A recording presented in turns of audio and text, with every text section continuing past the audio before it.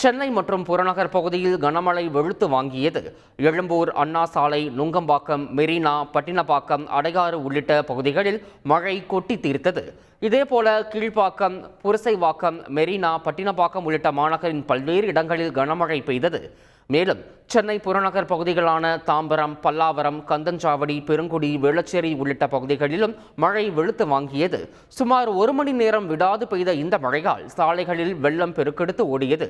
இதனால் வேலை முடிந்து வீடுகளுக்கு திரும்பியவர்கள் பெரும் சிரமத்திற்குள்ளாகினர்.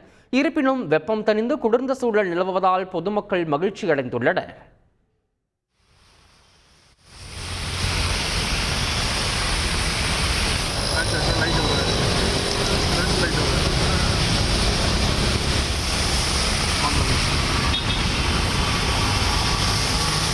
நான் 8 மணிக்கு வந்துடுறேன், நீங்கள் 8 மணிக்கு வந்துடுங்க. ஒரு 8:15 தான் அப்படி சொல்லி கிளம்பிடுவோம்.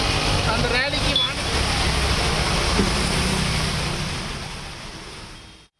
சென்னை புறநகர் பகுதியில் கொட்டி தீர்த்த மழையால் குரோம்பேட்டை முதல் பல்லாவரம் வரை ஜிஎஸ்டி சாலையில் மழைநீர் குளம் போல தேங்கியது. இதனால் வாகன ஓட்டிகள் பெரும் சிரமத்திற்குள்ளாகினர்.